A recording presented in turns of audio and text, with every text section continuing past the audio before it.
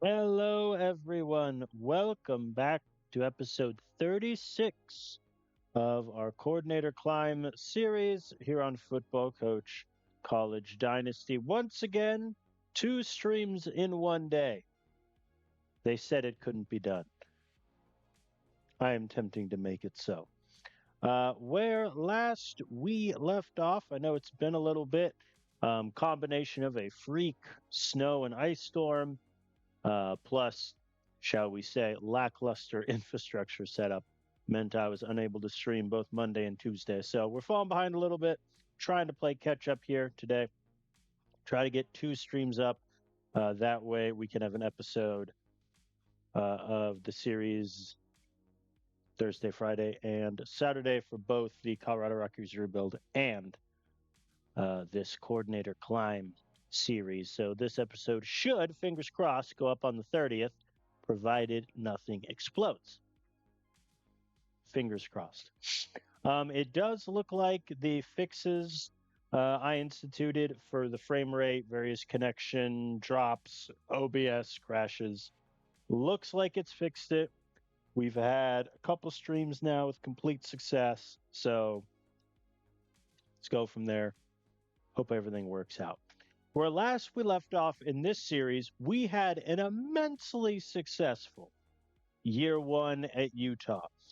We went 10-4, 7-2 in conference, won the Pac 12, and then tragically got destroyed, utterly obliterated by TCU in the playoffs. But I think this is encouraging start is an understatement.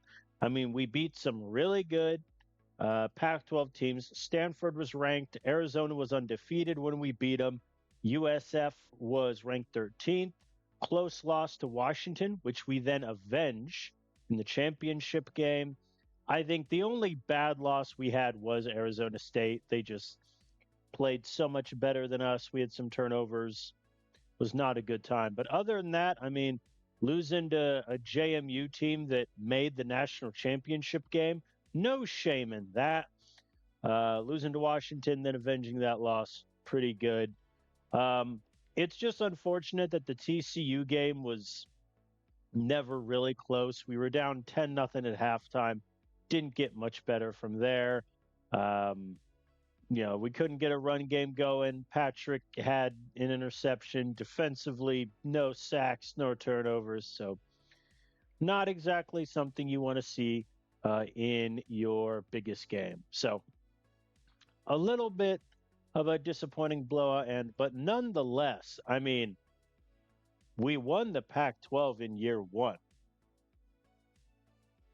Job done. Mission accomplished. We can all go home. So now the question is, how do we start building up this program into our image? Because you take a quick snapshot of all these numbers here on offense, we got some mid 80s, nice little 86 there in receiver skill. That's what it looks like right now. It's not good. Let's get that out of the way. Not good. One of the last things we did in the previous episode was go through all the seniors leaving. We let some guys transfer out. And what that has left us with is a pretty bare bones offense. Obviously, our QB, Aram Patrick, is still here. We lost our backup QB to the portal, though. So, redshirt freshman, 2-star Sebastian Grant is going to be our backup QB next year. What a time. Running back, we lost our number one back. John Lane returns, though he had kind of a disappointing year. Rodney Butler returns, but his playing time kind of dipped. We'll see how that all plays. I did redshirt Sage Chaney last season, so we'll get an extra year of him. Wide receiver, it is grim. I essentially lost all but three wide receivers. The good news is, though, couple two that I have up top. Lucas Copeland's going to have a 90, maybe even 95 overall wide receiver. Elias Byers already has 100 speed. Dylan Jenkins is a very, very, very good young redshirt freshman. So I think the pieces are kind of there, but no real help is coming along the way in the recruiting section. So we're going to need some help in the transfer portal. Tight end is essentially irrelevant, but right now, this is my tight end room. Like my number one tight end graduated, my number two tight end went to the transfer portal. So there's a decent chance that Sawyer Quoke could be our starting tight end as a true freshman, which is kind of terrifying. O line also, we are completely decimated. Of the 8, 9 contributing O linemen that played, I'm down to really 3, with Brandon Nelson only playing 17% of snaps. The good news is a lot of these young guys that redshirted had A+ potential, looking really good. So we could see some big gains there, but we don't have a lot of top end talent. We don't have a lot of bridge talent between an 80 and a 71 overall. So things are looking a little shaky there. But good news, we also don't have a kicker. In reality, we do, since that recruit decided he wanted to wait until he signed. Defensively, defensive line, we're in a really interesting place where the guys who played a bunch didn't necessarily have, great overalls or great stats, but they kind of held it down. And some of them, like Elvin Ivy, Walker Gibbs, has very good potential. But if we are looking at one area where we need to improve as a defense, it's the defensive line. That may explain some of my transfer targets that I'll get to here in a little bit. Linebacker is the room where we need some help. Obviously, Ronan Bowman, one of the best linebackers in the country, is back. Emilio McClendon made all Pac-10 team. And then we had some younger redshirt freshmen that contributed a bit, but let's be honest, if we're seeing Mario Wright out there with a 71 overall and D- potential, we're kind of in trouble. Corner, I think stats wise and production were okay. Overall, though, we're in deep trouble. My top 4 are all going to be juniors and seniors. I don't have very good potential outside of John Farmer, who, sure, he played a bunch. He's got A- potential. He also allowed 9 of 12 targets to be completed. So that's something to keep an eye on. Safety, we're set for like years. We have Humberto Hargrave. He's going to be our top safety next year. We have some guys that are going to be sophomores that are going to take over the reins. Safety, we're looking pretty good. I do love that Xavier Harrison played in 4% of snaps, appeared in 5 games, and got 2 interceptions, including one in the Pac 12 championship game. That is just very funny to me. So at the end of last episode, I kind of went through what our big needs are. I think the biggest need objectively on offense is offensive line. I only have 3 guys returning that contributed. And while these guys have good potential, they're still, question marks going into next season. Wide receiver, we just need like 1 or 2 more bodies, I think, to fill out the starting ranks. If Mark McCullough has to be, my 6 wide receiver, it's not the end of the world. Nicholas Moon could even get a shot if he gets a speed boost. And then running back, a lot of this is off-season gain dependent, but I'm looking around. Defensively, we need probably a couple guys for defensive line.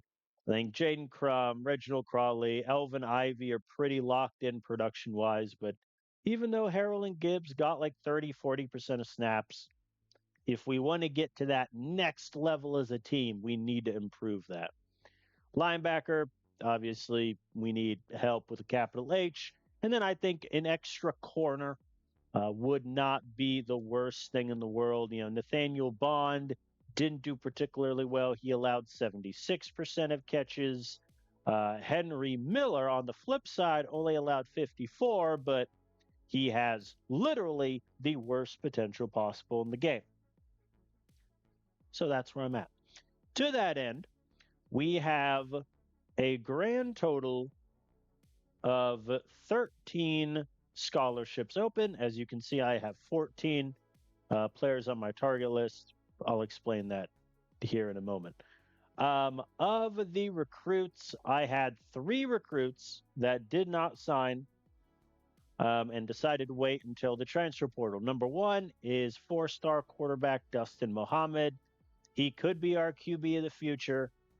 He has A- potential, which we like, but 70 IQ, it's a little iffy. But I mean, he's going to redshirt next year, so he'll have 2 off-season gains before he hits the field. I think we should be okay. Sean Webster, 4-star kicker, very accurate. We're going to need a little bit more power, I think. He's obviously going to be our kicker next year if and when he signs. And then corner Caden Martin, who there is a non-zero chance he plays as a true freshman. It is completely dependent on his speed. He's already got good in coverage, but his speed's only a 74. Ignore the fact that his IQ is a 57. It's grim, but we're working on it.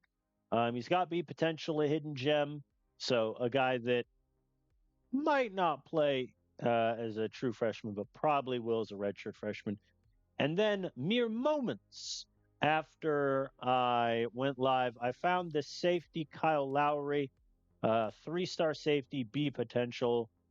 Very raw, but he's got good speed. Could be, somebody that fills out the back end of a safety role in a couple years. Despite the fact that I'm 2,200 points behind, neither FAU or FIU have offered him a scholarship. So at the moment, he's mine by default. However, he is at the bottom of my priority list. If I do end up getting all of my transfer targets, I won't. But if I would, Lowry would be the guy that would not sign. So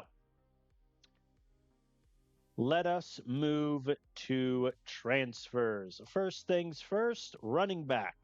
I've targeted Sam Hayes, who previously played at Miami for 2 games and got 8 carries and 0 yards, which is a tremendously impressive statistic.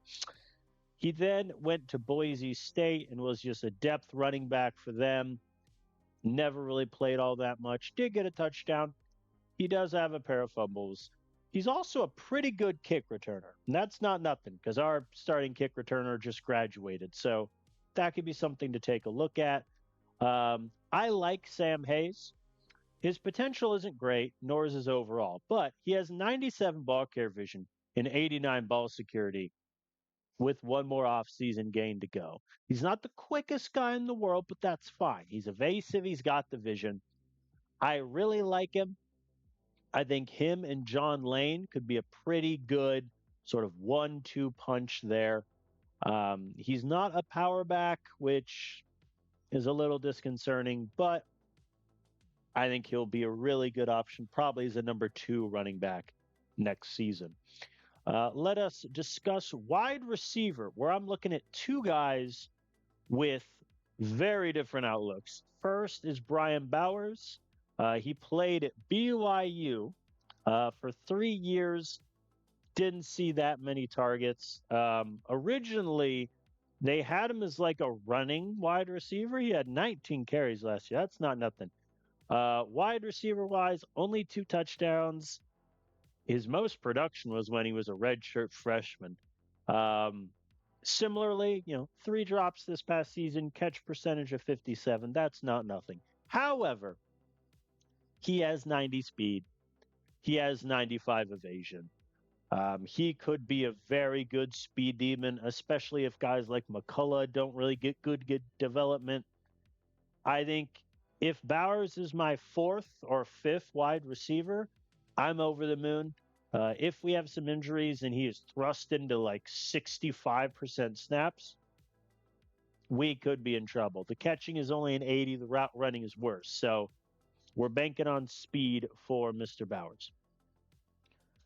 Now we have Justin Weaver, 5-star going to be a redshirt freshman, Penn State. He would only had 3 targets for 2 catches, 31 yards. So that part's kind of irrelevant. Penn State paid this kid $2.5 million, and then he just left. He has 97 speed. He is a true freshman. He has 86 catching as a true freshman. This dude could be our best wide receiver next year, and that's not even being hyperbolic. This year, obviously, we hope that B potential kind of stays where it's at. It did start as a B plus, so if that keeps dropping, we might be in trouble. But his speed went up by 9. His first offseason gain, catching went up by 6. A lot of things to like here about Weaver, especially if that evasion improves. He could be a potential kickoff return guy. But I like Weaver a lot. I think he could definitely become one of our best wide receivers, not next year, but in years down the road. Now let's discuss offensive line, where I'm going after 3 O linemen, all with pretty similar thought process. First is Carson Archie, who started for 2 years at Jacksonville State, had nearly 30 pancakes and only 4 sacks. He is a pass block first O lineman, which is what I need in the immediate term. 90 strength, 82 pass block. He has A- potential. I'm going to get 2 years out of him. Tremendous. Get him in the building. Thomas Hodges, who annoyingly, Ohio State somehow made him appear in 9 games, but he only got 4 pancakes. So I don't know what his snap percentage is, but it was probably like a 20%. So he's going to be a junior, not a redshirt freshman, or redshirt sophomore. That is annoying. So it means I'm only going to get him for 2 years. But he's very well rounded. He's a run blocker, so that helps kind of balance out the group. B potential. His strength gets a big boost. I'll be okay.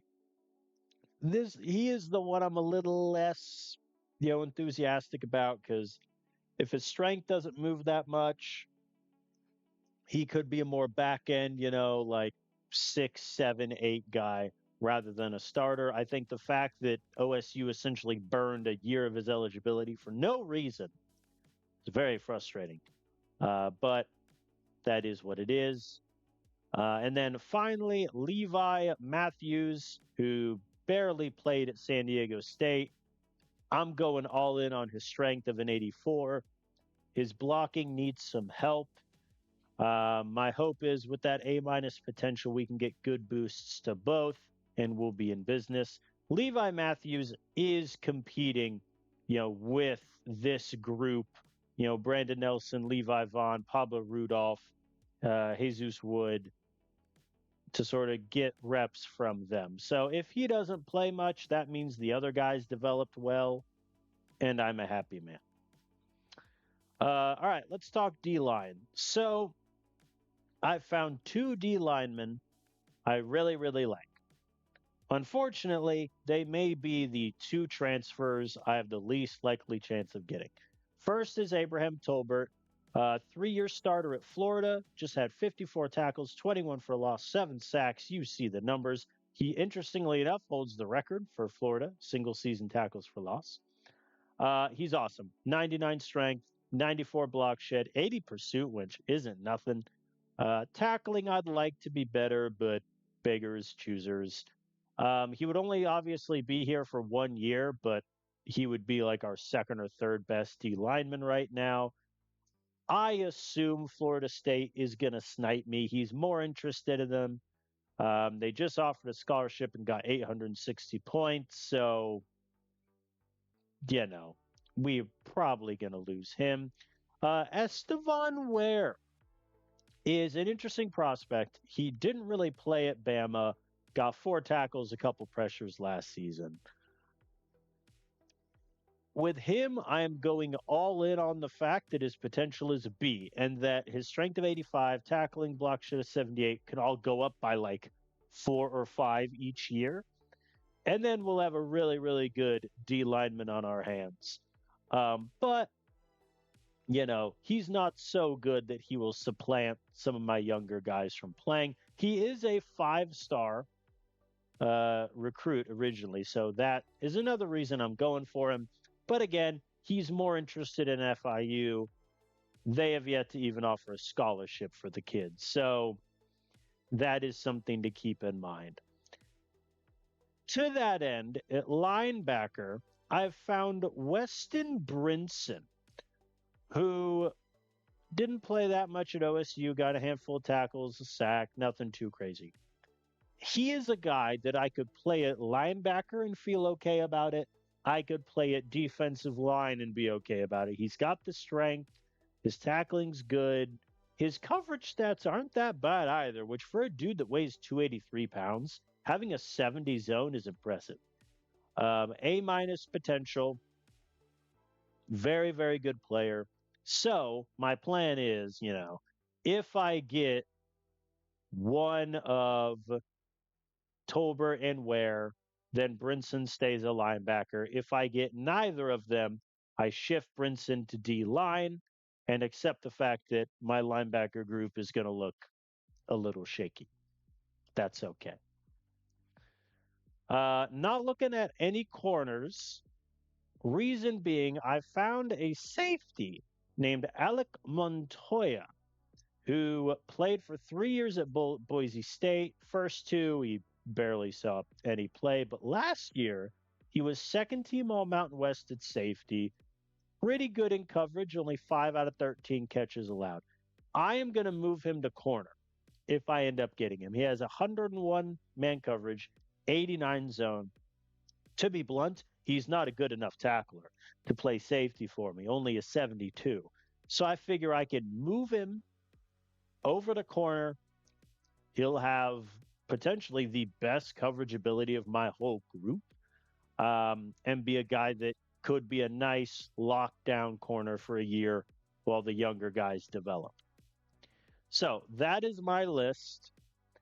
I like it a lot. In terms of current points ahead, we are ahead on everyone by at least 280 points. The kind of weird exception to bring the high schoolers back is Kyle Lowry if FAU decide they want to offer a scholarship to the guy that they had visit in week 8. So we'll see how that sort of plays. I have offered the minimum NIL to all of the transfer targets. I currently have 2.7 million remaining. I think actually what I want to do really quick is take away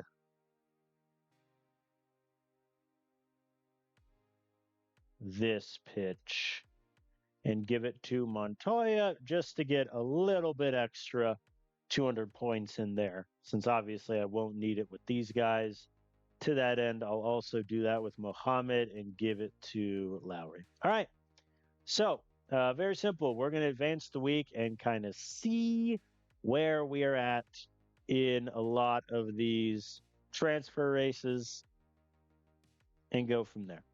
24 minutes before I hit the advance button. Oh, boy. All right. So, what's the situation? Oh, we have fallen behind on Weaver, Brinson, and Tolbert. They didn't offer a scholarship for Lowry. Okay, so very simple in terms of best pitch. We're just giving it to the closest battles. FIU offered a scholarship, but they have not offered money. That is something to keep in mind, since I do have that NIL half penalty on. Yeah, and these are the high school kids. So now I'll just give a good pitch to you. Okay. So let's talk money. I have 2.7 million remaining, which is pretty good. All right. So the guys that we're 1,000 points ahead on, we should be okay. Especially because a lot of these guys, the school's already offered money and they're only doing target players. So I think everyone from Montoya up were okay. Bowers, Oklahoma State offered 2 million. I doubt they have any more to offer, so they probably won't get 1,400. So Bowers, we're okay. Hodges, I think we should be okay. Colorado would need a 1,400 point pitch. I don't think they have that. So Hodges, we're okay. Archie, so Bama, but the thing with Bama is he's not really interested. It's only a 75. So Bama would need, yeah, just over 1,300, and they've already offered him 860,000 already. I think we're good with Archie too. All right, this is where things get fun.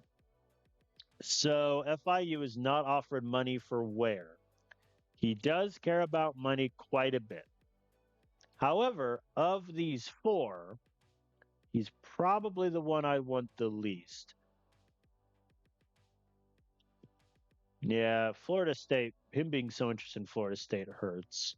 It also comes down to like, where do I want to spend the most money? Does Weaver care? He does. I think Weaver,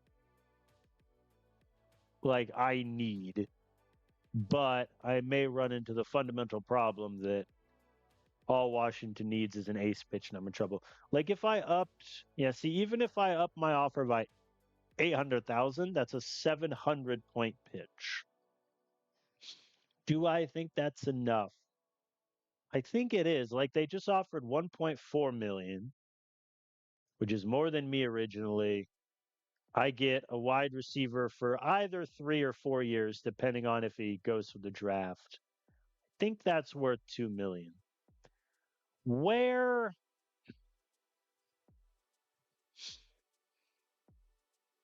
I feel like FIU is just going to snipe me no matter what I do. Even if I increase his offer to, let's say, $1 million, that gets me 700 ahead. That might be worth it.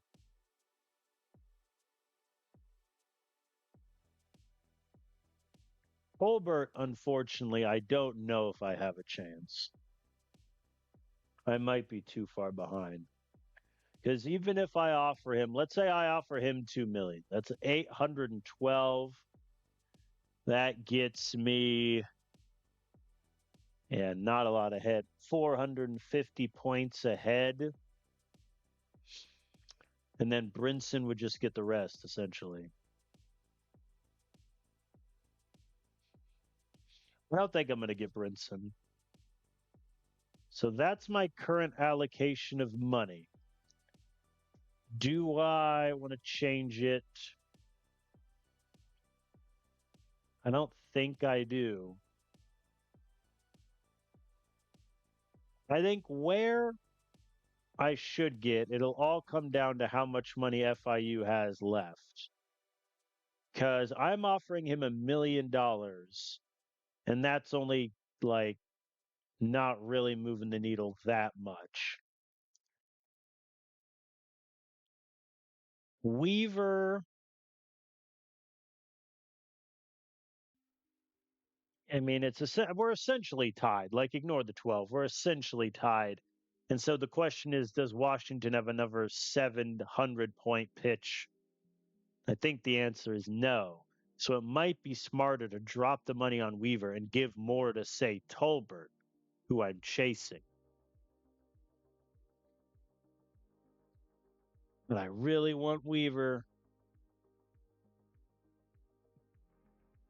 What if I kind of split the difference? That gets me 627. So if I put,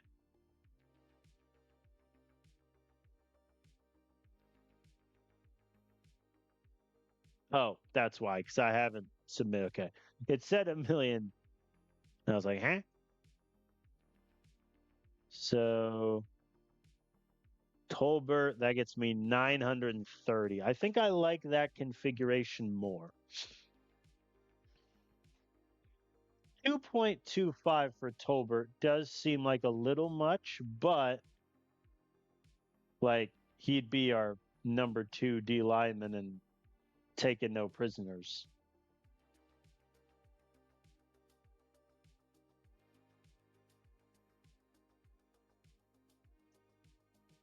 I think that's a more worthwhile use of funds. So Weaver, all right. So where I am ahead by almost 500, no, almost 770. I don't think FIU has that much money. They could. I don't think they do. Weaver, I'm ahead by 615. That should be enough. Brinson, I'm only ahead by like, what, 430 ish? That scares me a bit. And then Tolbert, I'm ahead by 570. Think that's fine. No one like Archie and above. I listen, if Bama puts down like $2 million, you can have Archie, have fun. But from Archie up, I think we're okay. It's Ware, Weaver, Brinson, and Tolbert. They're the question marks. And I think this is how I want to spend my money. I don't want to offer too much to Ware because of the 4, I think he's the one I could live without the most. Weaver's definitely worth the money. Brinson is most certainly worth the money. Tolbert, I think if I have to overpay to get who may be one of the best D linemen in the Pac 12, I think that's worth it. All right, that's my number. Okay, here we go. If we get all of our transfers, that means Kyle Lowry will not be joining us. I like our offers. I like where we're at. Let us advance. This one always takes a second. Okay. We're going by position. We're starting offensively, switching to defense. First up, running back Sam Hayes. Never really close. I think John Lane will be my number 1, Sam Hayes number 2. I like that configuration. All right, Justin Weaver. Here's a big one. He's going to us. Washington only did target player. So I guess I didn't even need to spend the extra $500,000. But we get an amazing speedster wide receiver who's going to be a redshirt freshman for us. Massive. Brian Bowers, we already know he's coming to us. Oklahoma State even got left. That's embarrassing. So we get Bowers. Very good. I think now at wide receiver, we're golden with Bowers and Weaver. All right, offensive line. First up, Levi Matthews. Never really close. Good strength guy. Needs to work on his blocking, but he's young. He's got good potential. Thomas Hodges, never really close. He's going to be a junior. I hate that. But with any luck, his strength will improve. And we could have a pretty good back end starter for a couple years. All right, here's a big one. Carson Archie. Nope. Bama ran out of money. And we get Archie. Very nice pass blocking. O lineman, great strength. So that's all of our offensive targets. Now comes the fun bit. Abraham Tolbert. Where does he sign? He goes to us. We put down the extra money. We beat out Florida State, who only did target player. And we have who may be one of the best D linemen in our conference next year. He's going to have 100 strength, might even have 100 block shedding. That'll do. Weston Brinson goes to Georgia Tech. Oh, credit to them. They offered more money. less than us, but they kept offering it. They did their ace pitch and were 97 points away. Yeah. In other words, if I offer, oh, I skipped where. If I offer the money I gave to Tolbert to Brinson, I think we get them both. I'm not 100% sure on the math on that, but that's a shame. I mean, Brinson would have been a redshirt sophomore. Really good pickup, 5-star, A minus potential. Fair enough. Estevan Ware goes to FIU. They had the money. They offered 826,000, and they get Ware. That sucks. Yeah, so we miss out on probably two of our three top targets defensively. Montoya, we already know. Yeah, BYU, I mean, come on. They offered 1.5 million at the death. What a waste of money. All right, so Dustin Muhammad, we know. Webster, we know. Martin, we know. We were the only school to offer a scholarship to Kyle Lowry. So we get them. Disappointing not to get Ware and Brinson. I mean, we missed out on both by a combined, 149 points? So that sucks. I think hindsight being 2020, I mean, we had to offer the money to Weaver. They were more interested. He was more interested in Washington. They'd spent less money than us in total. I think the Tolbert one is the one I maybe should have offered less than an extra 1.15 and given that to either Ware or Brinson. So, yeah, I mean, it's a shame we don't get either of the men, but we get everyone on offense we wanted. We get a great D lineman in Tolbert, a great corner in Montoya. Yeah. Not the best outcome, obviously, but still pretty okay. Here is our recruiting class. We finished with 2 5-stars, both transfers, 8 4-stars, 23 stars. So, in terms of recruiting rankings, we are 27th in the country with 7 4-stars, 15 3-stars. That is a huge recruiting class. 8 transfers also. Let's see where that stands out in the Pac 12. We are 4th. Yeah, Washington, I mean, come on. They have 5 5-stars. So really, we're competing with the Stanfords, the Arizona States in the world. Oregon at 7 in the Pac 12 is rough. But oh well. All right. Let's advance to school updates. Everything drops. Good God. In terms of donor goals, I mean, we got every donor goal, which is massive. So that's very good for us. We made 1 million for our schedule because JMU paid us 3 million, and we paid Texas 2. Okay, so first things first, we get 2.6 million back from unspent NIL. So let's just max that out. Resolve the coaching debts. All right, we're at 57 million. Let's figure out what I want to do here. So academic stays at 10. I'm okay with keeping that where it is and not touching it.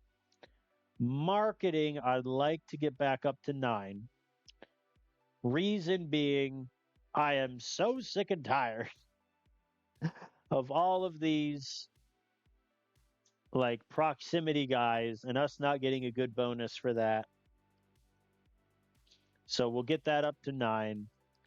College life, I almost want to spend half of our money getting that to 12. I'll come back to that. So facilities, I want to get to 8. We have bad facilities right now compared to a lot of the schools we're recruiting against. If I wanted to get that to 9, it would take affect, yeah, more than half my remaining money. I would be able to get the stadium back to 7, though. How much do I need? I'm so close. Let's do this. Let's drop that down to 8. Let's get college life back to 11, and then I'll just do the max available. Yeah, we're so close. Oh, that's so annoying. I could take 1 less million in NIL, or even a quarter of a million, essentially. 12.474.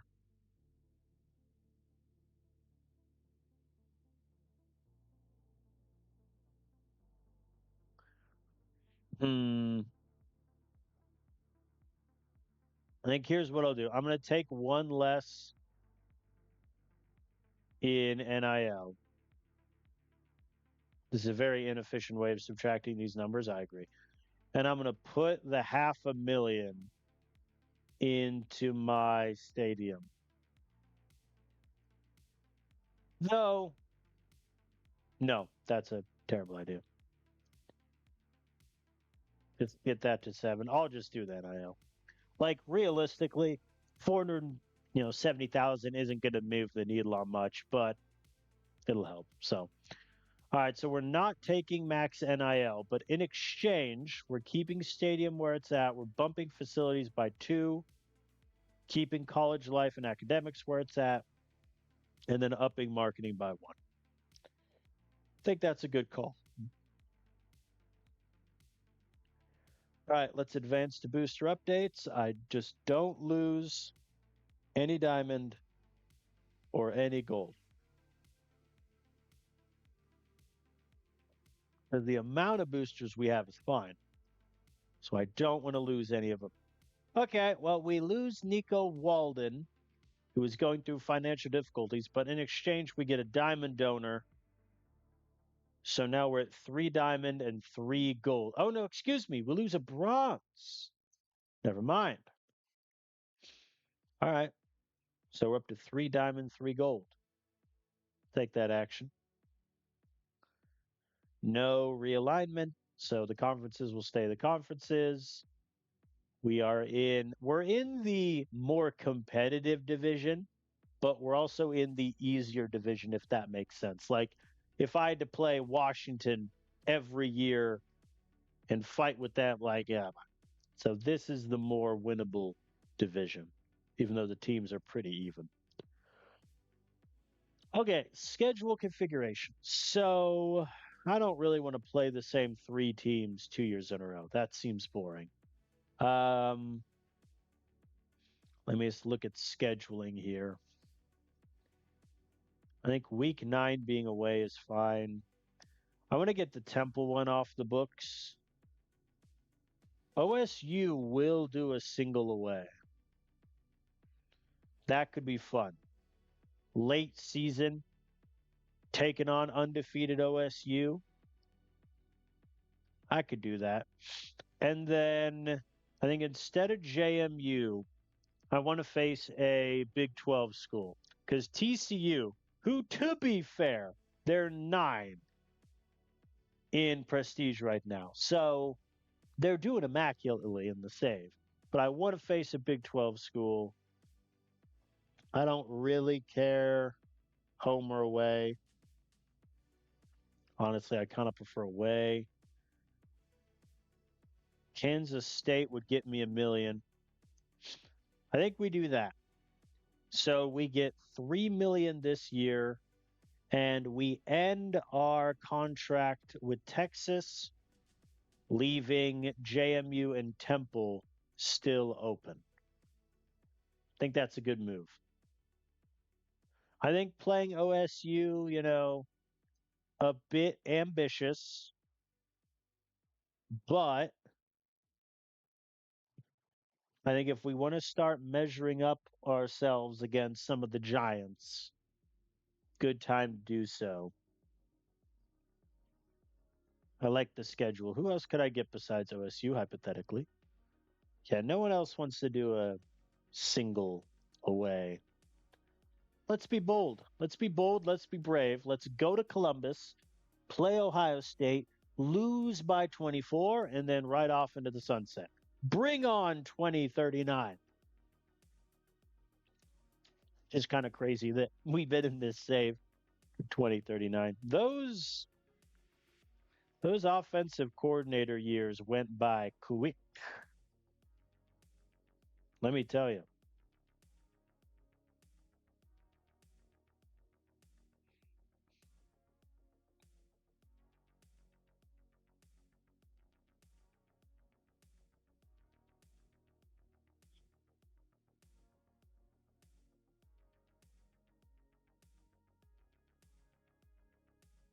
All right.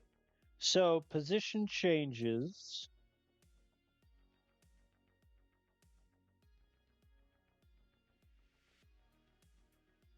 Not much that I have written down. We didn't get Brinson, so that's irrelevant. I am going to move Montoya to corner, where he immediately becomes my third rated corner. I think really gives us a better going there. Porter Landry is a higher rated wide receiver than he is a corner. Folks, that's what I'm dealing with here. Can any of my D linemen do well at linebacker? Tyson McClure. No, he weighs 300 pounds. 277. So the answer to my question is no, to be clear. So we're a little, I don't think we're even congested at D line because Crum and Tolbert are going to be number 2. Crawley is probably number 3. Maybe Ivy is. I just need Ivy's block chain to get better because Walker Gibbs doesn't have a lot going for him defensively. Colin Harrell, copy and paste what I just said. So, man, I really wish we could have gotten 2 more guys for this room, or 2 guys total. Linebacker, we're in so much trouble.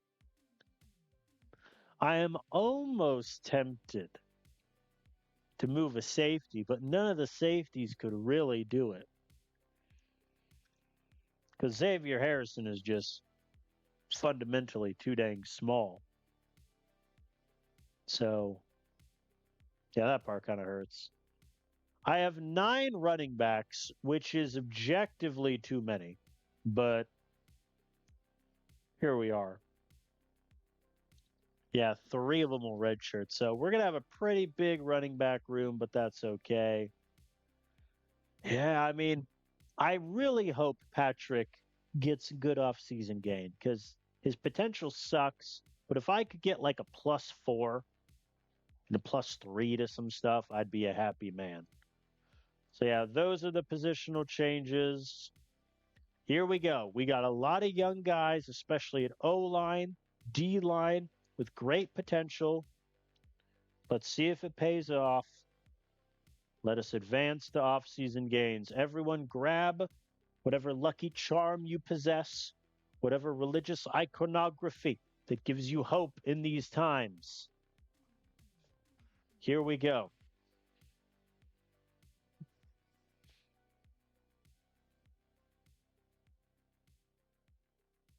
Moment of truth. Nobody move. Nobody even breathe. Okay, you should probably breathe. It's like it's bad streaming advice. Say nobody breathe. I forgot how long this advancing this one takes. It takes a hot minute, but we'll get there eventually. Clearly, the numbers are so high. Holy moly. Okay. QB. Okay. First of all, first thing I saw, Dustin Muhammad. Oh, yeah. QB of the future, locked in. The fact that his IQ only went up by 1 is upsetting. But his potential went up to an A. His arm strength exploded to an 85. Accuracy +4 is great. Very good. Sebastian Grant, +7 accuracy, +3 arm strength.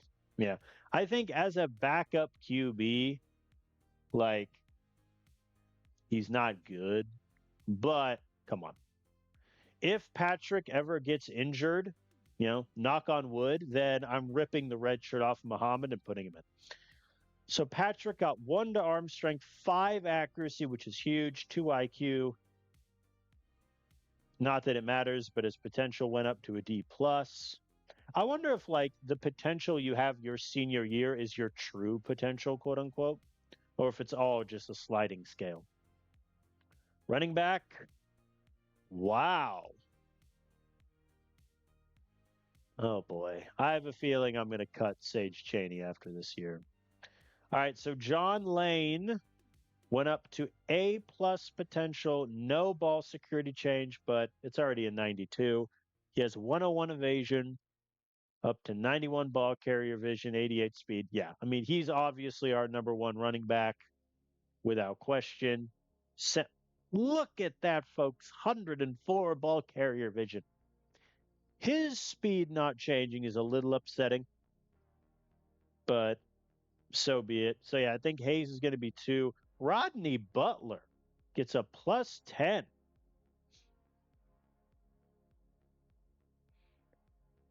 +10 to ball security, +12 to speed. He might actually.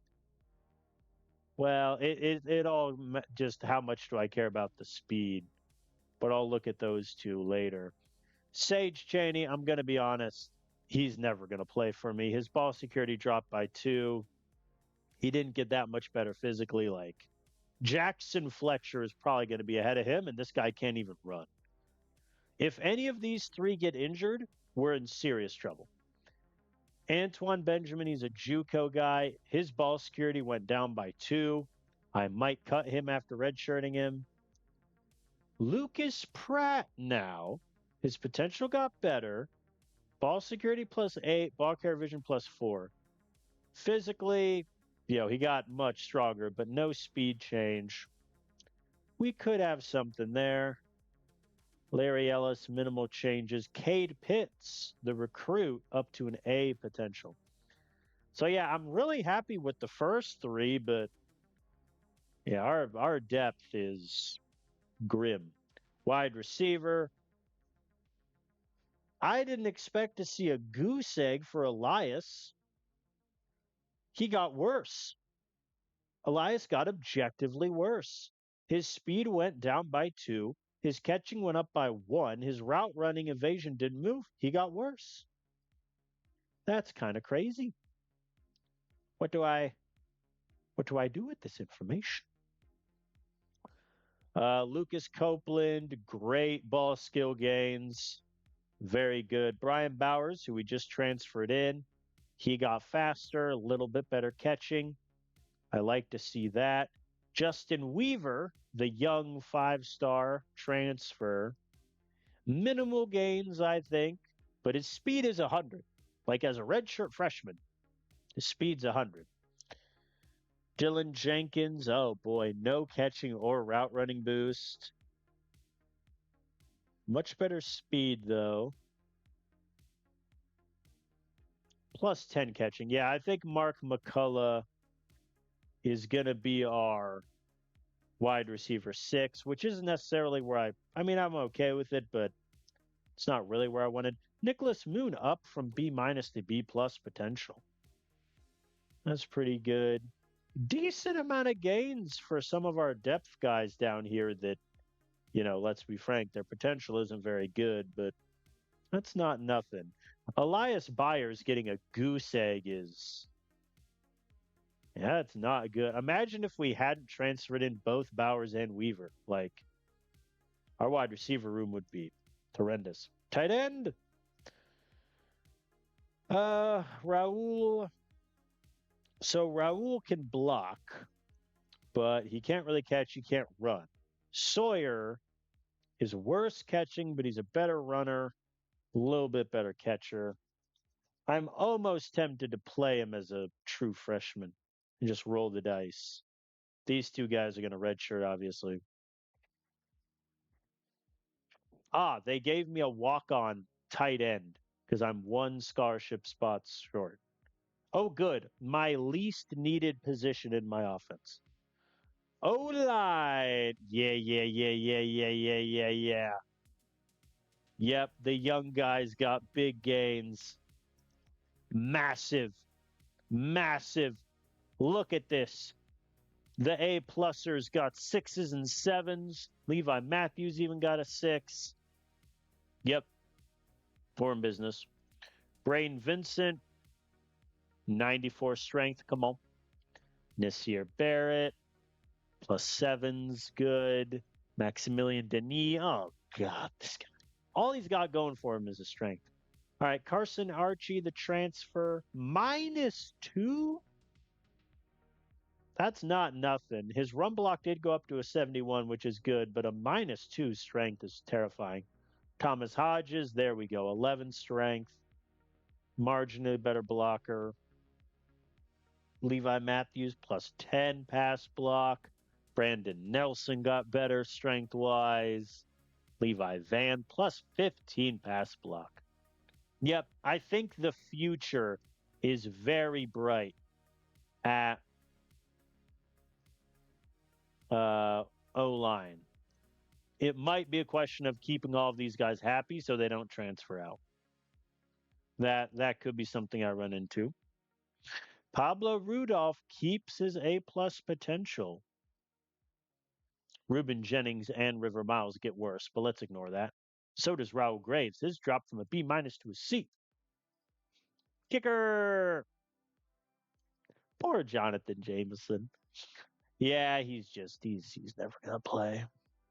So Webster +4 to kick power, 3 to accuracy. Yeah, I mean Webster is going to be our kicker, hopefully for 4 years. His overall is pretty high. What if he leaves as a junior? That'd be rude. D-line. Yeah, yeah, yeah, yeah, yeah, yeah, yeah. Yeah, yeah. Okay. We have depth. What we don't have is a handful of starters. So Ivy went up by 6, which is nice. He got a lot stronger, better tackler, better block shed. Crowley, better block shed, better IQ, which is good. Colbert, yeah, his tackling did not go up as much as I would have hoped. It's only a 75. That's something to keep in mind. Jaden Crum is obviously the best we've got. He's phenomenal. Yeah, so I think we have a pretty good top 4. Walker Gibbs, he's got good strength, good block shed. Abel Gadsden has slightly worse strength. And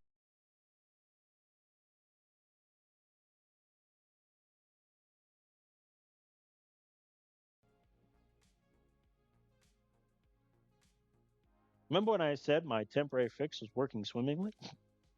As OPS just disconnects. We're back on OPS. There we go. We're back on Twitch. Okay, let's move on and ignore that.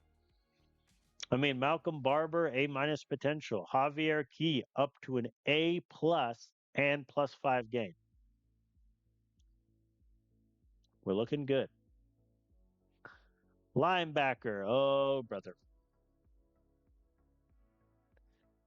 Oh, boy, oh, boy. So Emilio +6. Look at our boy. Very good. I think Bowman is still going to be our number 1 for virtue of his accolades, but, here, wait a minute. Oh, for a second, I thought that said -0 on speed. I was like, that seems wrong.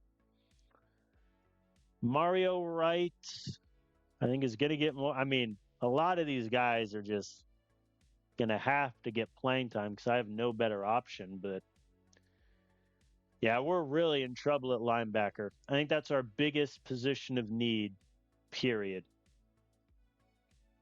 Hindsight being 2020, I probably should have gone after 2 running backs, 2 linebacker, 1 D lineman, as opposed to vice versa.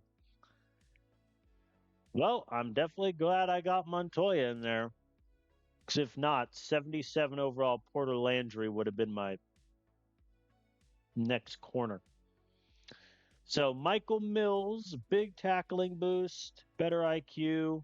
Coverage doesn't change, but that's okay. Montoya is awesome. He's quicker, better coverage, better IQ. Gavin Douglas, lots of zeros, but still +5 man. Nathaniel Bond, who I'd like to play him, but the man gave up 13 of 17 catches last year. So he gets better in coverage, quicker. We'll see what that looks like. Henry Miller got worse in man, but he's a much better tackler. His IQ is a 61. I might play Porter Landry as our fourth corner, accepting the fact that he can't play zone to save his life, but at least he has IQ going for him. Caden Martin, yeah. I'm going to redshirt Caden Martin, but odds are, as a redshirt freshman, he'll be like my fifth corner, which I don't know what that says about these guys. John Farmer, his potential got worse, but he got much better in zone, but his speed didn't really improve. Tackling barely improved. Holy Theodore Sykes. From an A to an A plus 7 to overall, 11 better man, 6 better zone, 5 better IQ. Okay, we could have something there. Julian Benton got worse in potential. It's fine. Yeah, corner, I think we're not looking that hot. Ooh, Xavier Harrison got 2 interceptions and decided he was going to hit the gym. Plus 13 strength, 8 tackling. Suddenly, I have a log jam at safety. But like none of these guys would have made great corners. Like Xavier's not that quick. He's not great in man. Heck, maybe I should have moved him to corner. Yeah, whoever I don't play, and maybe even the guy who's third is gonna threaten to transfer. Kyle Lowry, the recruit we found at the end, he might be the fastest guy on our team by the time his career is done, but he's not going to be able to tackle anybody. So I think overall pretty good. I'm a little annoyed at a couple of the wide receivers, like Byers. I think Jenkins only going up by 3 is also a bit surprising. D line, I'm really happy with some of the high potential guys. Linebacker, I think we are in big, big trouble. Other than that, though, nothing too crazy. I mean, I'm running it back with the same 2 coordinators as last season. I think is the correct decision. I like that I kept the DC who was at Utah prior to me arriving, and I brought my OC with me. Now here's a question. Do I switch to a 4-3? Nah, I think we stick 3-4. I think if our defense is doing really well, let's keep the scheme at least. Go from there. All right. Let us advance to the preseason. And before getting to my least favorite part of any season with initial recruiting, let's look at depth charts because, man, oh man, we're going to have some probably terrible decisions to make. Oh, boy.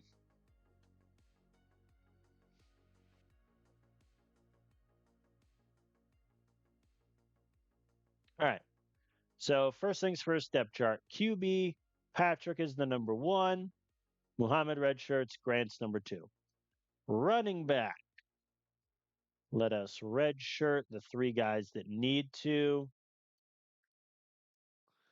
So, Lane is 1. That's clear and obvious. I don't really have a good power back. which is kind of scary. I think my third down back is definitely Lane. And it's really a question of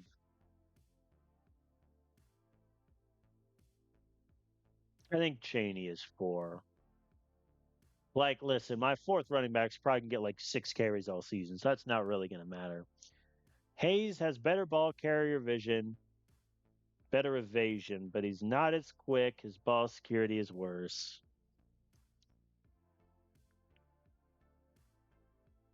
I think I'm going to start with Hayes as my second running back and just see how that plays. Okay, wide receiver. I have many wide receivers redshirting, so I don't have great depth. Like I have 2 wide receivers that aren't playing. Okay, Copeland is 1. Duh. I think I'm going to have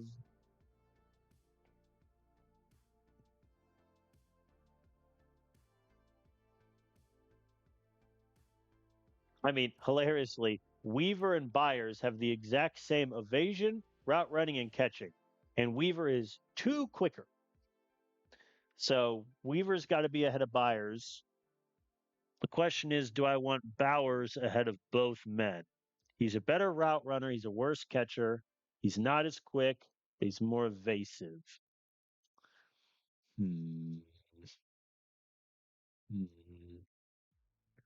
Yeah, I think right now I'll go Bowers, Weaver, Byers, and go from there. Dylan Jenkins. I think unfortunately Dylan just doesn't have the speed. Yeah, and catching he's the worst of the top 5, but I think 5 for him is fine. I think he'll get a lot of playing time. And then McCullough versus Moon. So the question is, do I want the speed demon who's not as good catching or route running, or do I want the guy who's slightly better at catching route running but is slow as molasses? I think I'm going to go McCullough. And if it backfires, I can flip it. Tight end. So, do I play the walk on? I'm almost tempted. Yeah, I mean, part of me thinks if I'm gonna play the guy as a true freshman, I might as well put him out there. However, Raul Price is a much better blocker. So what I could no, I want Carrillo to redshirt.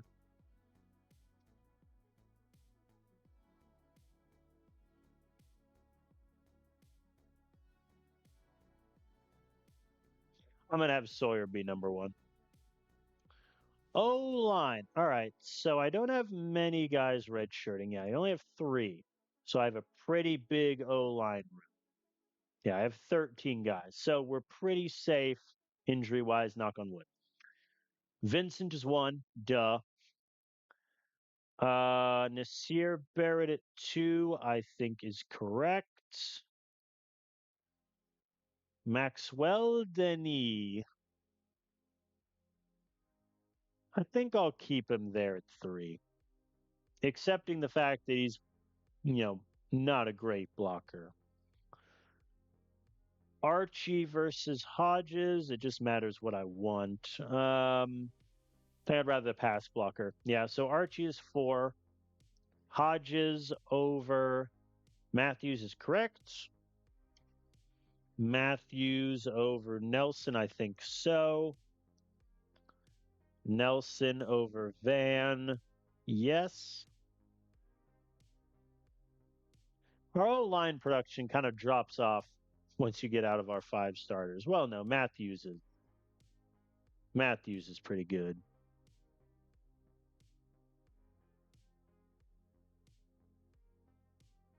I'm glad. I think 6 for him is good, and that's kind of what we talked about when I transferred him in.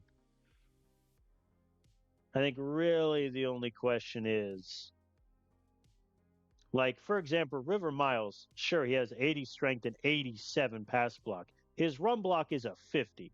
Like, that is unfortunately unplayable. Um, I am probably going to move him up ahead of Phillips, but yeah, that's about where I'm at. I think that my biggest fear with O line is guys like Jesus, or I'm gonna call him Jesus, Jesus Wood and River Miles starting to transfer. That could get ugly. D line. So the first question is, do I keep it at 6 or do I go back to 5? Crum is 1, duh. Tolbert is 2, duh. Um, Crowley over Ivy, I think so. And now it's like not many of these guys are that playable. Like Walker Gibbs, sure, he's strong, he can shed a block, he can't tackle. Colin Harrell only has his speed, like, or his strength rather. I'm not too sure. Not too sure that I want 6. I think I'm going to start with 6, but I'm going to watch Gibbs and Harrell's stat production like a hawk and see where they're at. Tyler Malik, I think, will be playing for me as a junior. It's just unfortunate that his strength has never really gotten there. Yeah, like Tyson McClure played in some games last year. I doubt he sees much playing time. I think that's kind of where I'm at. All right, linebacker. So this is the depressing list. And I can already tell you we're playing 5. Bowman 1, McClendon 2, and then do I play the guy that never saw the field last year as my 3rd linebacker? Do I go Moya? Do I go Mario? Mario did really good. I think Mario is the best block shedder I got. He's not particularly strong, but he's good in coverage. So he's going to be 3.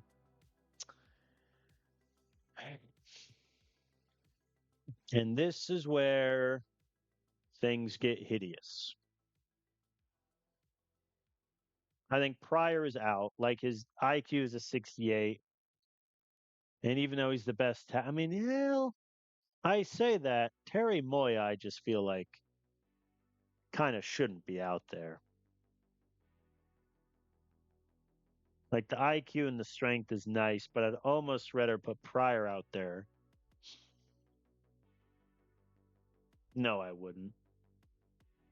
As I look at this internally. Yeah, I think we're going to go. But like, if Pryor gave up 10 of 12 targets, his zone coverage is 10 better than Moya. So I think I'm going to put him out there over Moya. Corner. So the thing about my cornerback room is I might go to 6, mainly to get some guys some playing time. Let's see. So Mills.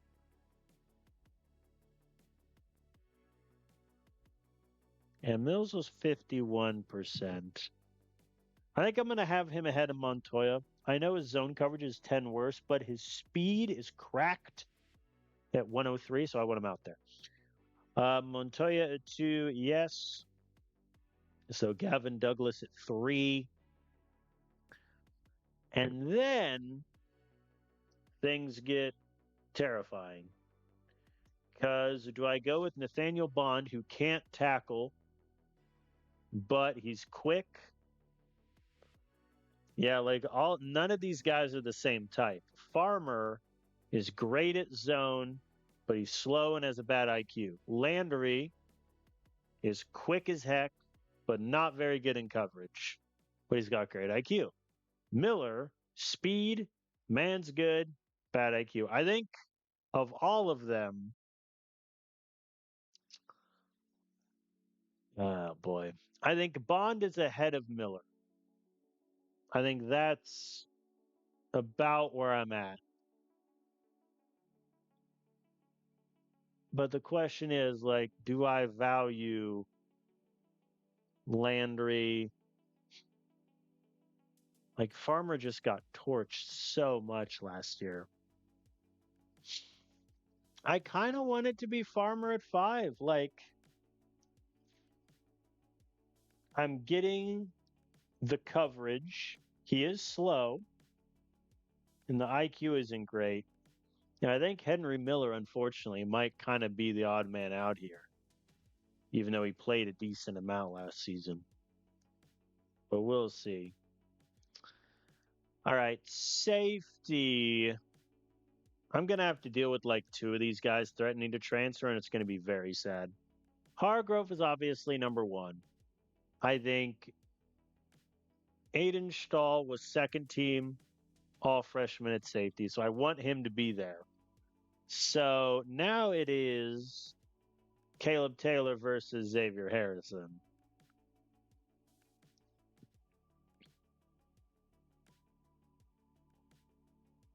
If I'm getting Stahl for his coverage, then I think I'd rather have the big hitter in Harrison. So that means Caleb Taylor is the odd man out. And since he wants to be a star, I foresee him threatening to transfer, which honestly is kind of fine. Like, really, the only thing he can do is he has a great zone coverage. He's an okay tackler. Yeah, I think that's where I'm at. I just didn't expect Xavier Harrison for his overall to go up by a 5 and for him to be a much better tackler and much better in zone coverage. Kicker is Webster. Punter is Webster. Return man, they want Bowers. I am okay with that.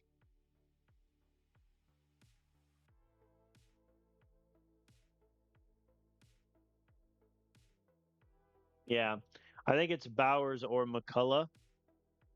So I think I'll give it to Bowers. See how he does. But that's my depth chart. I think area of concern is very apparent very quickly. We have 2 good linebackers. Oh boy, that could get ugly. But everywhere else, I think we're okay. I think our O line depth is good enough where if our guys start getting hurt, the young kids can step up. Defensive line, I'm a little shakier. But again, now that I'm finally able to get, I've had 2 recruiting cycles now, or this will be my second recruiting cycle with my guys. The overall potential of the group is higher. So the starter wheel is wrong, but players by class, I have 17 seniors. All right. Let's go through and figure out what positions I need to recruit. Quarterback, I don't think we do. I think we're putting our chips in the Dustin Muhammad bucket and rolling the dice on him. Running back, I don't think I do either. Because let's assume, Cheney, I'm probably going to cut after this year. Hayes and Butler are going to graduate. It could be a good year to try to find a JUCO running back because I like Antoine Benjamin's athleticism, but his ball skills just aren't that good. So I think if we can get a JUCO running back in the door, I'm good. Because like Pratt, I think he'll develop into pretty decent running back. Cade Pitts has good potential. I don't think we need to recruit. Wide receiver, I'm losing Copeland, Bowers, Byers after this season, McCullough after the next. I think I do. Because the guys I'm redshirting, their potentials suck. It's a C and some C minuses. Tight end, no. O line, yes. Always recruit O line no matter what. D line, honestly, actually, yes, because of my guys not redshirting, only Ibrahim Cobb is younger than a redshirt. So, yeah, we need to get D line also. Linebacker, yes. I think our depth is bad. We don't have like any high potential guys. Corner, I think we're okay. Theodore Sykes is going to be awesome. And with any luck, these sophomores won't start complaining about playing time. I think if they do, fair play, but we'll see. Safety, no. Yeah, so really, I only had 5 positions written down: running back, wide receiver, O line, D line, linebacker. Obviously, we're going to end up recruiting a lot more than that, but I think those are a good starting point. I'm not looking at the recommended targets. I'm not doing it. I've been burned by that too many times. Let's look at 5 stars. Any 5 stars want to come play for me? Nobody move. Nobody breathe. What's his potential? Got him.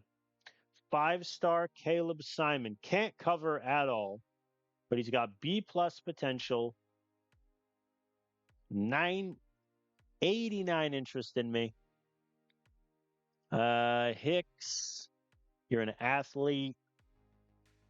Wow, you're just a jack of all trades, master of none, ain't you? But no, he's more interested in everybody else. QB, I don't care about. 99 interest in A&M. Yeah, have fun.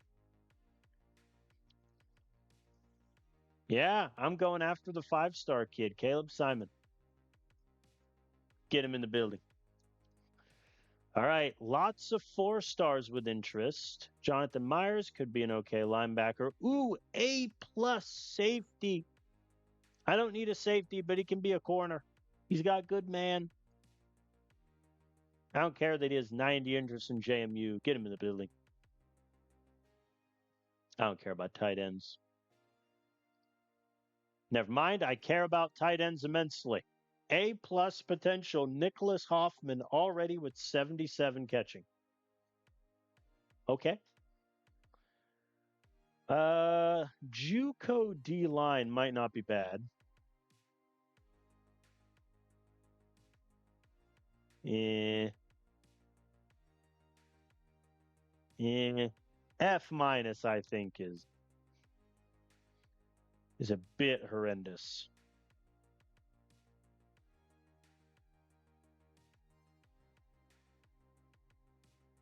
So it's not looking great. Oh boy. Are there any 4 stars that I'm automatically ahead on? Yeah, there's a few. Sorry, buddy. I already found another tight end. Wow. So many tight ends want to come to my school because the position outlook is just that bad. Nicholas Moran, you are an O lineman with questionable pass block, but I'll add you to the list. JUCO safety is the last thing I need. No. Ooh, maybe. A lot of tight ends. This is gonna be so annoying. Oh boy. All right, let's look at running backs. Let's just do all of them. Okay, I lied. Okay, so I'm already ahead on running back. Marcos Hale. Ball security is a D. That's slightly terrifying. Ooh, found him. Drake Meadows. Get him in the building. Hold on. His interest in me is terrible. Maybe not. Hold on. There we go. 70 interest. Emmanuel Martin. Yeah, I think JUCO running backs. We'll take a hard look at some of these guys and figure out what I want to do from there. Wide receiver. JUCO. Oh, I'm only looking at JUCO. Duh. Sure. Definitely. Yes. Yes. And no. JUCO. I am losing 3 wide receivers, but I got okay. No, I don't got okay depth. And JUCO wide receiver might not be the worst idea I've ever had.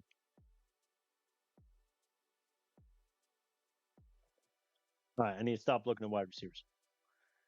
O-line. 94, get in the building.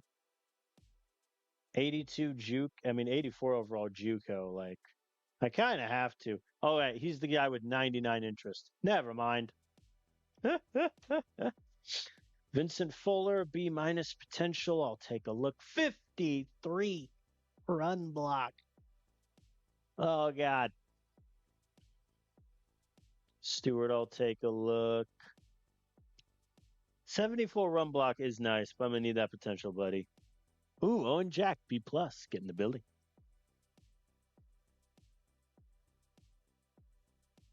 Where is A&M getting all these insane O linemen to want to come play for them?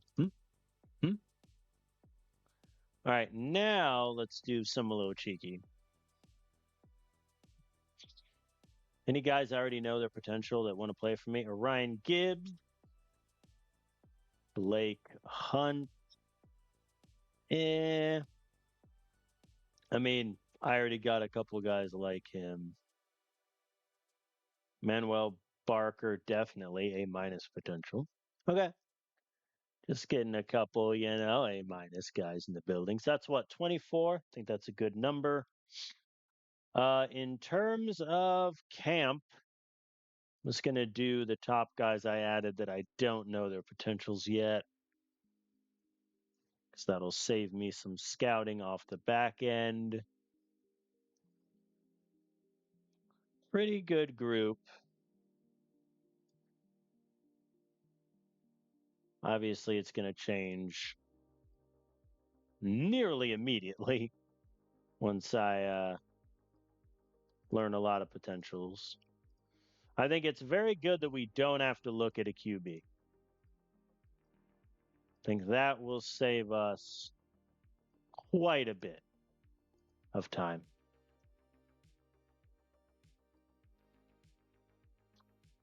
All right, practice. We'll just auto practice. Defense will dominate like always. Auto assign the training and advance. All right, we're about an hour and a half in. I think I'll just get through the whole spring and summer lead up into the start of the season. I think that'll be a good place to stop for us. All right, give me potentials. Maddox Co is a C. Pressing. Oh boy. The wide receivers suck. Oh God, all the wide. Okay, hold on. Just look at the wide receivers. So give me your potential. Okay. So Barker, I think we have to go for. He's got A minus potential, mine as well. JUCO guy, I don't care about his potential. What's his catching? 73. A little scared there. Little scared there. McLean, obviously, I'm out. Victor, I'm out. And Singleton, I'm out. Like, I have bad potential wide receivers already. I can't confound that issue. Nathan Morris, what's his speed? Damn you, game. 83. I mean, if I'm already going for Rush and Barker, yeah, that was stupid of me to scout them. I think these three will be my group. Barker, Ferguson, Rush. That gives me two high potential recruits and a JUCO guy that could play year one. I'm cool with that. All right, Maddox Co. Is he worth going for despite only having C potential? Kind of. I mean, he's a 4-star loyal guy, good block shot already. I might be worth it. A little scared. Hayden Schultz. Why has it got to be a C minus, dude?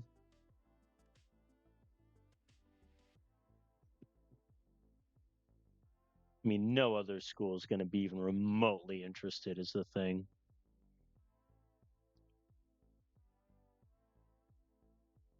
Let's look at the O lineman. So the ones I don't know potential, I'll just send to camp. The rest, Orion Gibbs has A minus potential, so I'm obviously going for him to have him sent to camp. Owen Jack, Morris.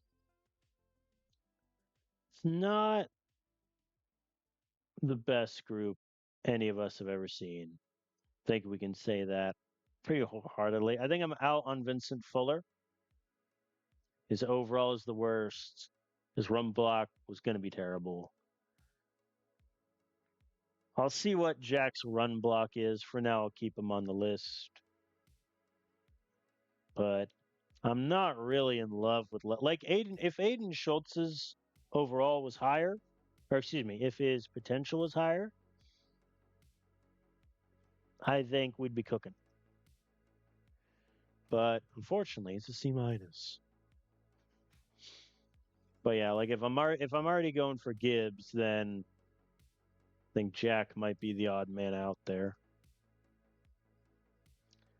All right, is there anyone else's potential I don't know that I can send to camp? No. All right, in that case, we'll just do points ahead to get the best pitch for our campies.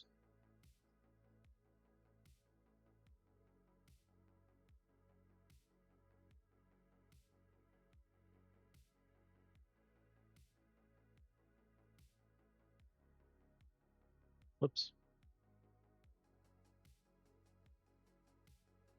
And I have a few that are missing out on camp, but that's okay. All right, so let me just look. First things foremost, 3 stars. What's the max interest I've got? 94. Yeah, I think.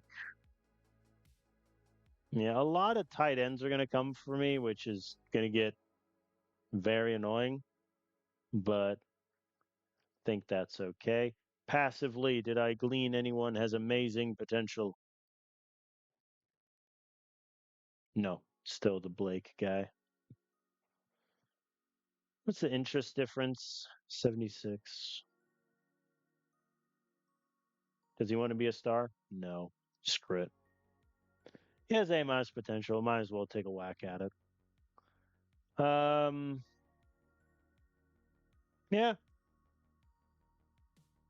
Let me give him a good pitch, and then I'll send him to camp later. I know I'm burning a couple pitches, but it's the spring, so be it.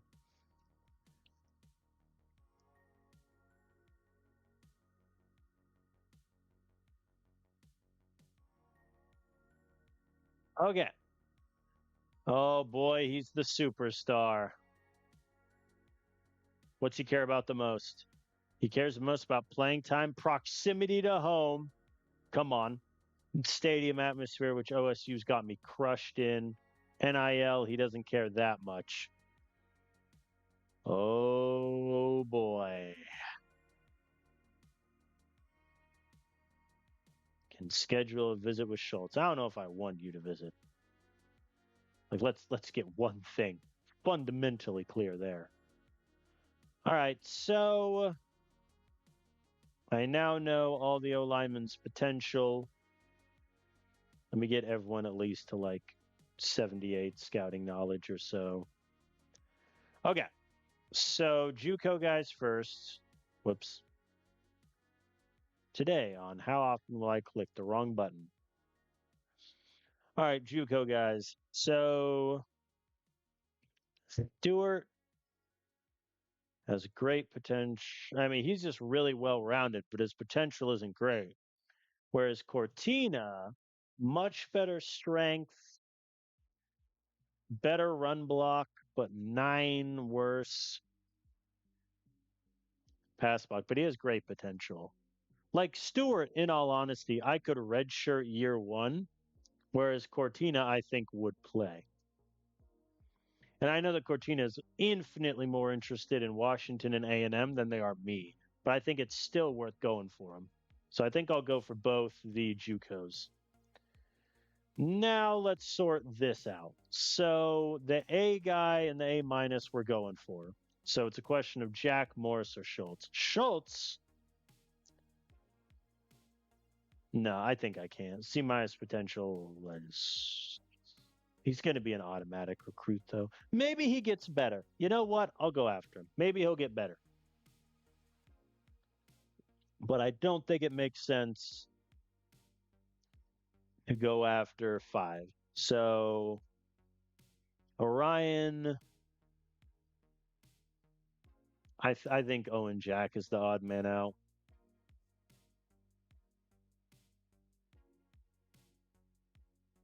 Would be Morris.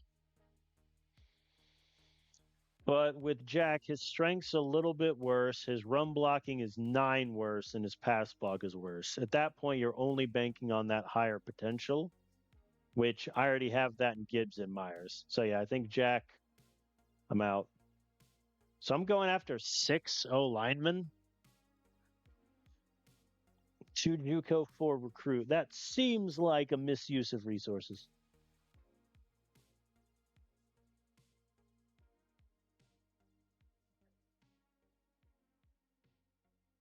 But, if we look at my O line right now, the guys redshirting don't have great depth. I'm playing some of the younger guys, but the rest, if I redshirt a lot of them, they're going to be juniors by the time the other guys are redshirt freshmen. So I think I can get away with going after that many O linemen. It's a big number. Don't get me wrong. I think I can do it. All right, let's look at wide receivers. So the fundamental question is, do I think it's worth it to go after Ferguson? To which the answer is no. Like, I accept he's quick as heck, but his catching's a 73. His route running is going to be worse, and he has D minus potential. I will let Washington go for him. Ezekiel Rush, I'm going for. No other school is interested. Might as well. Manuel Barker, same idea.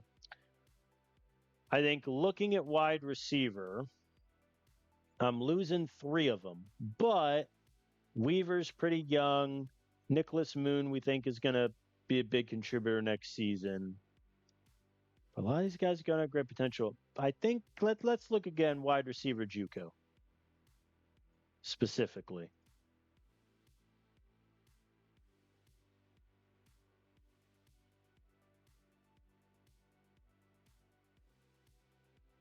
Okay, so the JUCO wide receivers don't love the idea of coming to play for me. As I have, Harry Holloway, A speed, B minus evasion, B catching. I'll take a look at him. Damon Carroll, I'll look at also. C minus catching is a bit low, but everything else is good. Ethan McLean, I'll look at. I'm already 1,000 behind. Yeah. That's strictly, that's strictly points ahead.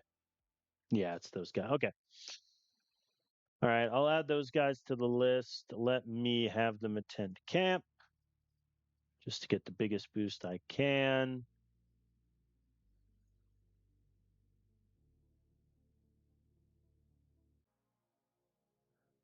Look at running back. So Marcos Hale, I'll go for. He's not very good right now, but he's got B plus potential. It does not make sense to go after 2 JUCOs. So let's make a call. Meadows is more interested in the teams around us. Morton is more interested in Purdue and Kansas State, but I'm currently leading.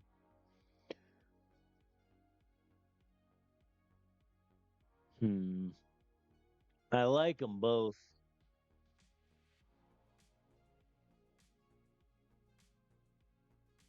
I mean, right now, Morton is better. He's better ball carrier vision, much better ball security. He's much quicker. The only thing he's less evasion. He's less strong. No, he's more strong, but his potential is a lot worse. I think I'm out on Meadows. Let's go for Morton. And depending on how we're going to need him to play year 1, I think, unless we go diving for running backs in the transfer portal. All right, so these 3 wide receivers I'm waiting to hear on. That brings me up to 20 recruits. Let us now look at the great state of Utah.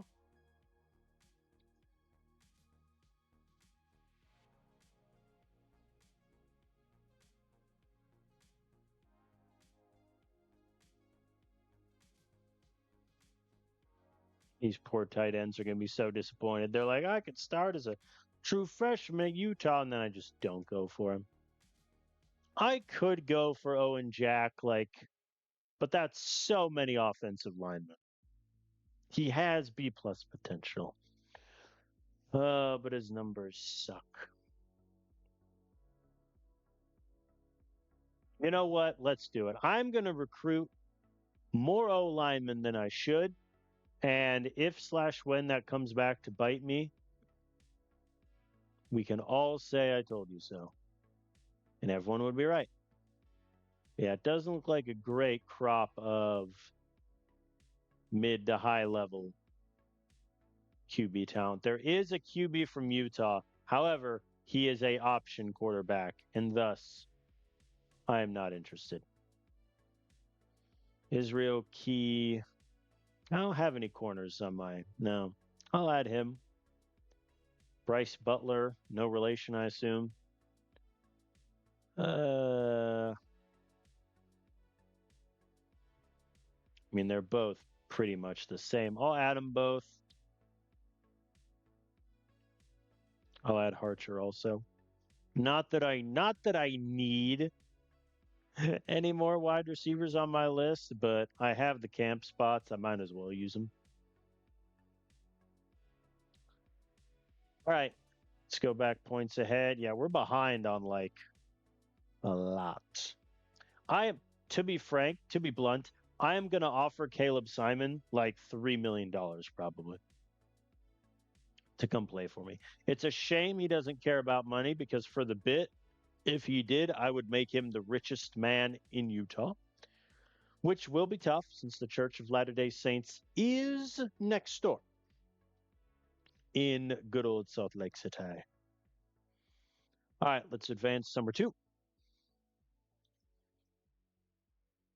It's turning into a much bigger recruiting class than I thought it would. However, I'm about to cut like 3 wide receivers probably from it. Guys, our defense is doing terribly. I'm scared. Maybe our offense is that good. That's clearly the lesson here. All right, wide receivers. So let's look at, JUCO first. I just want to know, give me your catching. Thank you. Give me your evasion. Thank you. Give me your speed. Thank you. So, in terms of interest, similar interest for Harry Holloway, less interest for Carroll, a lot less for McClain. Holloway, good speed, good catching, good evasion, bad route running. Carroll, good evasion, average, below average, everything else. McClain is great. So I think Carroll is definitely off the list. Holloway has better potential. The route running shaky, but I mean McClain is just good. The problem is the potential is horrendous. But do I think it's worth it to go for both men? Let's look at high school while I figure that out. Oh, Hatcher has bad potential. Get him off my list. Oh, dang, I can schedule a visit already. Do I play Zona? No, not at home. Keep doing that.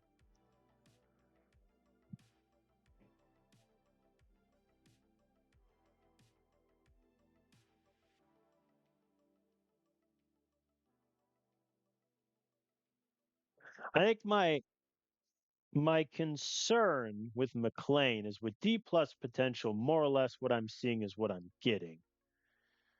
Whereas with Holloway, C plus potential, there's a chance it gets better. And if I redshirt him for a year, he could end up being a better wide receiver. Like he's already better physically. So it's just a question of how much do I care that his ball skills are so much better, which I think the answer is a lot.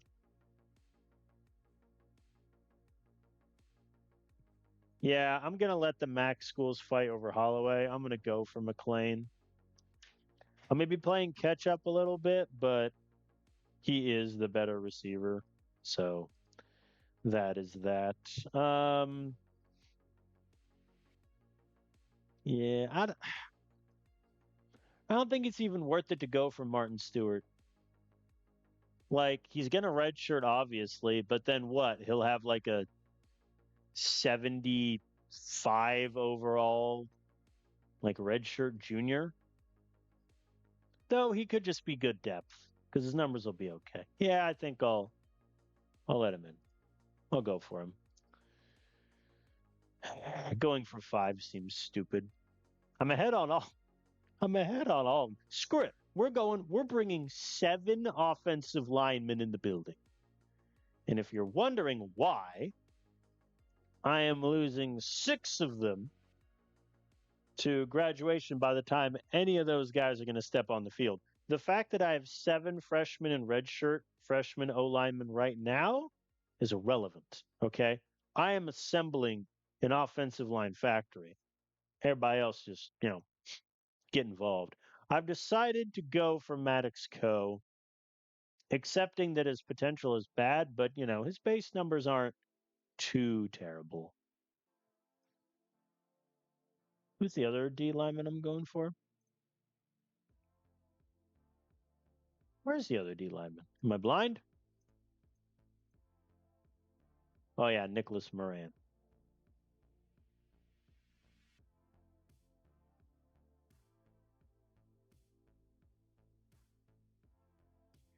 Let's look at D line really quick. So I don't love where I'm at. I only have 2 scouting points left. Fail.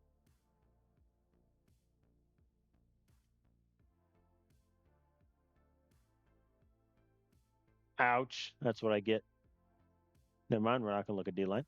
To be fair, I could just have like D line tryouts and invite 10 to camp. I might just do that, to be honest.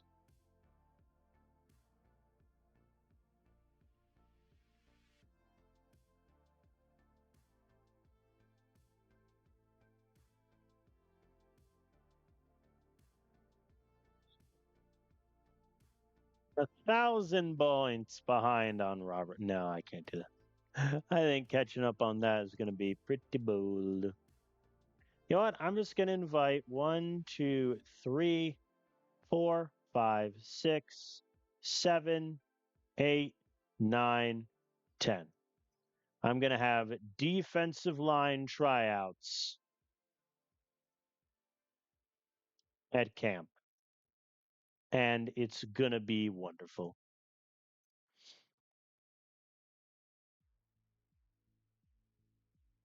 Are these guys probably all going to have like C potential and worse? Yes. Do I care? No. All right, I can schedule a visit with Huffman. I am playing Texas, so that could be a nice little week 5 slot. I think let's do that. Martin Stewart, do I play Oregon at home? No. Let's have him be 7 at San Diego State. Because I don't care about him that much. Israel Key.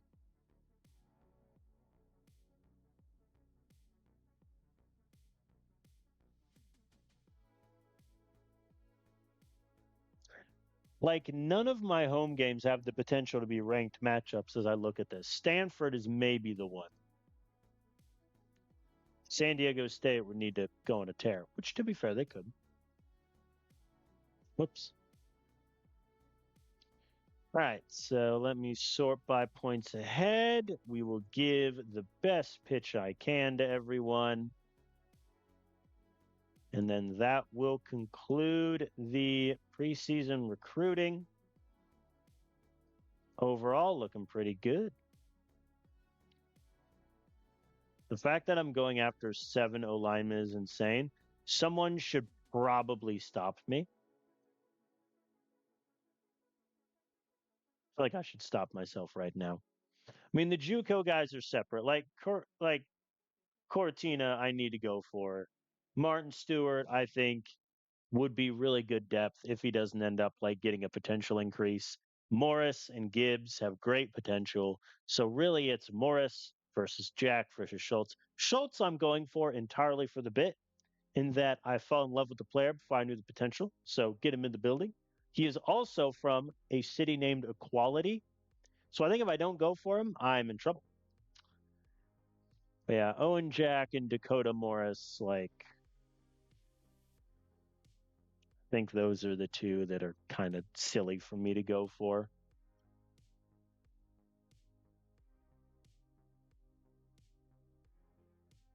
I think I'm going to take Dakota Morris off the list. Only like relative to the others, B potential.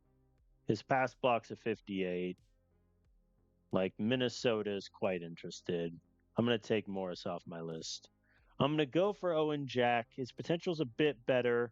I think I'm going to have a better time getting Wake Forest off of his back than anyone else. So I think that's what I'll do. 6 O line.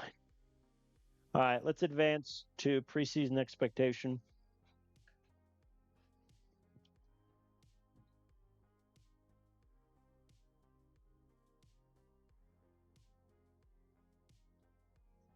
Win at least 6 games. I think with this schedule, that's very doable. Kansas State will be an even match, and then we should win probably 4 of these 6 games, maybe even 5, because these are against similar or worse level Pac-12 teams.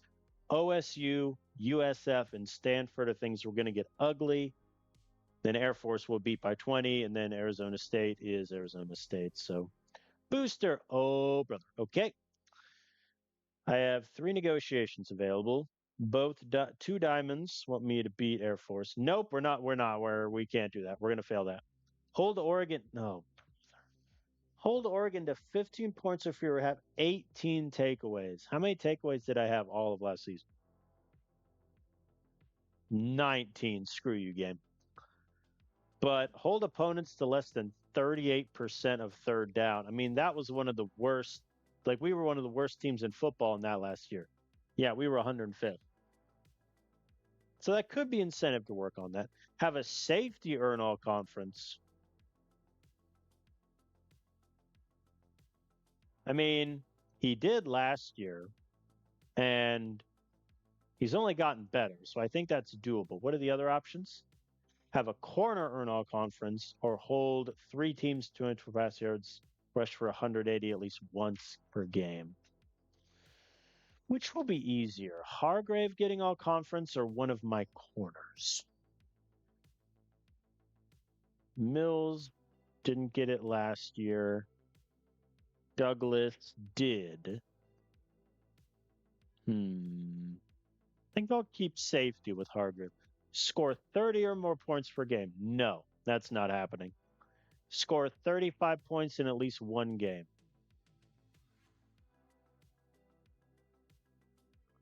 I did that once last year, and it was the Pac 12 championship game. I think instead I'm going to take the layup and the free money that is win 2 games in a row. 1,800 receiving yards, that's not happening.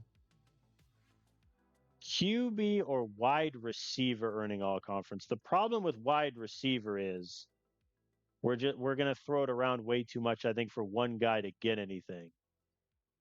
But I don't think.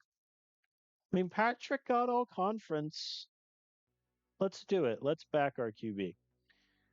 So I have one more negotiation if I want it. Hold Oregon to 15 points or fewer, I think, is unlikely to take play. I mean, how many opponents, as I click 4 different screens? So opponents to 15 games or fewer. We held Fresno State to 9, Cal to 0, San Diego State to 13. That's it. I think 15 is too low of a number. 18 takeaways or hold them to 30%. You know what? Let's test ourselves. Let's stick with 38%. We're only going to negotiate the bottom 2. So our 3 diamond, 2 of them are beat Air Force. The last is hold opponents less than 38% third down conversion. Gold, have a safety earn all conference. Second gold is win 2 games in a row. Final gold is have a QB earn all conference. I think those are tough donor goals, but let's have some fun. Before I even look at games and whatnot, let us look at my defensive line showcase. Remember when I made that comment about they would all have like worse potential than a C? All right, so Carpenter's out, Ham's out, Saunders is out, Gillespie is out, Lum is out, Morrison's out, Bridges I think is out, Alfaro out, and Gillespie number 2 is out. Taylor Bryant from Fort Lauderdale, Florida, who has only one Florida school interested in. Hello. All right, looks like the potential is real. Very raw. Nicholas Moran, I mean, these are not the most impressive looking defensive line group ever, but I think we're rolling with it. All right, so that has us at 21 recruits in total, of which we're only ahead on 11. So we have to play quite a bit of catch up. We'll see how that goes. I'm going after the 5-star, Caleb Simon. Like, I don't care that OSU is interested in this kid. This guy would be the best linebacker on my team next year, without question. The only blemish, I don't even know if there's a blemish. He's good in coverage, great tackler, great IQ. Like, what's his blemish? He's not that strong. Like, how does this even out to a 78 overall? I don't quite understand that. So to be clear, let's play a game. If I wrote him a check for $3 million, he would go up by 821 points. If I offered him, let's say his value, his market value, that gets me a boost of 400. Okay. File that away for future reference, everyone. File that one away. But yeah, that is where I will end off on this episode. I think transfer portal went good. I think we missed out on a couple top targets. That's always a shame. But hey, we're ranked 19th into the opening rankings. Fellow Pac-12 teams: Washington 14, Arizona State 22. So we are here. I like our team. I think we definitely have some weaknesses on the defensive end, particularly like if a couple starters get hurt at any one position, I think we're doomed. But overall, I think we should be in the Pac-12 championship game again. I think this is a roster for that. Let me compare really quick. So in our division, San Diego State has one better offensive talent than everybody else. And then Arizona State has one better defensive talent than us. But we're pretty well balanced. Washington is probably going to steamroll the West, which is why I'm glad we're in the East. Much more parity. Hilariously, we have no player promises this season. No promises whatsoever. John, that just ruined my whole day. You're gonna leave me after 2 years? Whatever. I'm not gonna let that sully this. I'm not. So I think things are looking up for us. One quick final inside baseball note. New job next week means new work hours. So the amount of episodes will definitely decrease. That's just by nature of I have less time. I'll try to still do a few a week, but I'm still kind of thick on my head on how I want to do it. But we will see going forward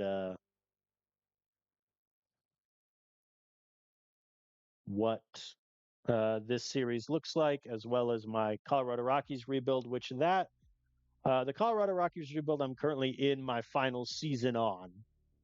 So if you're watching that and kind of waiting to catch up, fire in. Now's a good time. This series, I plan to have a handful more seasons on. I mean, right now we're in our second head coaching stint. We're just about 15 years in the future. So I still think a little bit more to go. So I don't anticipate this series ending anytime soon. But I do thank you all for watching, and I will see you next time.